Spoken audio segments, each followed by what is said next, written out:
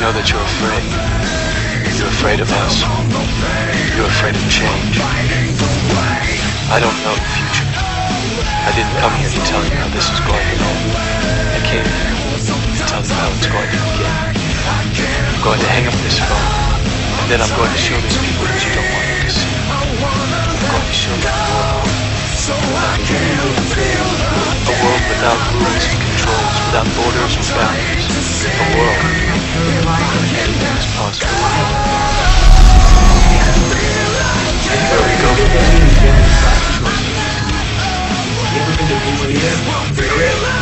Iran's president says the U.S. September 11th attacks were staged to prepare the ground for the invasion of Afghanistan. Mahmoud Ahmadinejad said the attacks were part of a complicated plan that Washington used to justify its so-called war on terror. Comments at a meeting with intelligence ministry officials in Tehran. And the compliant Americans shoot nod their head yes. And if somebody dare raise their hand, all right, so at least tell me how it happened. Nobody wanted to talk about the How does somebody like you write something about it? Said you are nothing but an agent of Saddam Hussein, sympathetic to the brutal dictator. Ladies and gentlemen, we can war because of domestic American politics. That's the answer to question one. Why do we go to war? It's not about weapons of mass destruction. Domestic American politics, which now answers the question, how do we get out? Rolling envy cascades, a yellow sky dying slowly in a casket of infinite density. Aiming too high, the arrow misses and makes its mark on the setting sun. Reaching up, there is no one, but the echoes of potential that rattle and bang against what could have been. And regret we find we feel wanting more, needing more. But the Constitution that the men of the world moved on around 36 took note that they would get by invading Iraq illegally without any justification whatsoever. We lost all moral justification and legitimacy. So much so that when you think about it, going to the point of overflowing, the stage is set, courage just standing, we set off our only song. The exact same thing you would be doing should a foreign power come into our hometown and occupy our hometown the way we have occupied Iraq. America worthy of the loss of a single American life?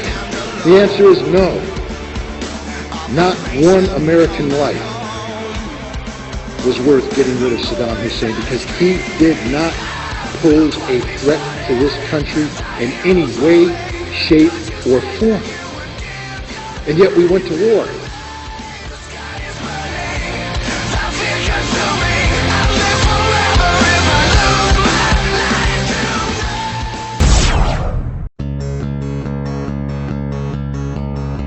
Maybe the sky's falling down around the babies. Maybe the world is gonna spin out of control. I don't care anymore. What if I quit the deal working for the man and said I had enough of, well, maybe I can, 'cause it's all gonna end anyway. Tell me, doctor, what's the cure for the wicked man's blues? In the Middle East, endless wars will continue. Under the Obama administration, we have sent tens of thousands of more troops into However, documents declassified from the National Security Agency in 2005 confirm that the attack never took place.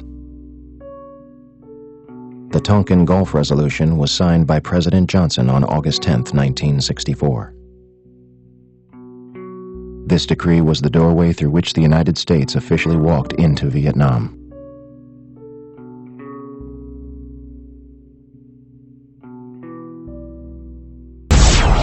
That history now knows for certain that nothing happened on August 4, 1964 in the Gulf of Tonkin is probably not much consolation to the people who have family members with names on the Vietnam War Memorial. Okay, let's think of the Gulf of Tonkin incident like a game of telephone. On the morning of August 4, 1964, U.S. Naval Commander in the Gulf, John Herrick, reports by cable back to Washington that the ship USS Maddox has come under attack, and that in self-defense, the USS Maddox had fired back. Turns out, actually, there were no missile attacks on the USS Maddox. John Herrick would learn this in fairly quick fashion and cable that message to Washington. Sorry to alarm you guys, we were probably firing missiles at Ahab the whale. Go back to the beach, nothing to worry about. I am asking your help in the tremendous task of informing and alerting the American people.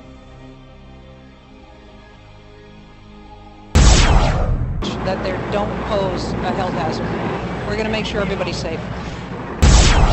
That would pay up to $657 million to 9/11 first responders. It's like no one in the world is listening, and I can't ever seem to make the right decisions. I walk around in the same haze. I'm still caught in my same ways. I'm losing time in these strange days, but somehow I always know the right things to say. I'm still smiling as the day goes by, and how come nobody ever knows the reasons why? Bury it deep so far that you can't see. If you're like me, who wears a broken heart on your sleeve? Pains and struggles that you know so well. Either time don't, it can't, or it just won't tell. I'm not the type to say I told you so. I think the hardest part of holding on is letting it go. I don't know what time it is, or who's the one to blame for this. Do I believe what I can't see? And how do you know which way the wind blows? 'Cause I can feel it all around. I'm lost between the sounds. I decided to see what it meant. In some ways everybody feels alone, so if the burden is mine, then I can carry my own. If joy really comes in the morning time, then I'ma sit back and wait until the next sunrise. Goodbye for now. I'm not the type to say I told you so. Goodbye for now. So I think the hardest part of holding on is letting it go. Where will we sing a new song? A new song. Where will we sing a new song? A new song.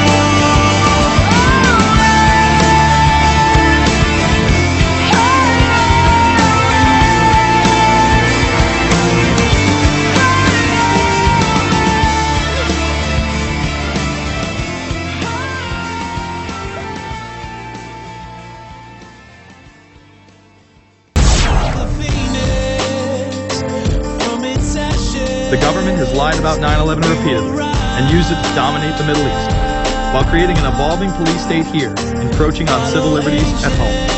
Contains fear, which enables the government to look at every individual message on the internet and analyze exactly what people are doing.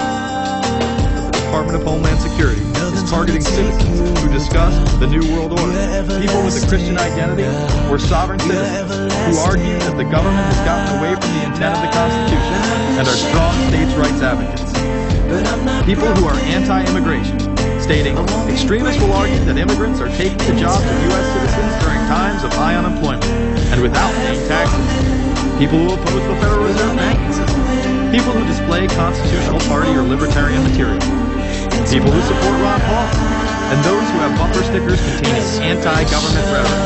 This document is one of literally thousands that make everyone a possible terrorist. This establishes a pattern of demonizing ordinary citizens while giving draconian powers to the state. Urgency, emergencies among us. Life is in a crisis. Tragedies it is time to put down the remote control and start paying attention. It is time to step away from everyday luxuries and pop culture. Some have to mobilize the technological resources of the internet to create some kind of new political force in this country.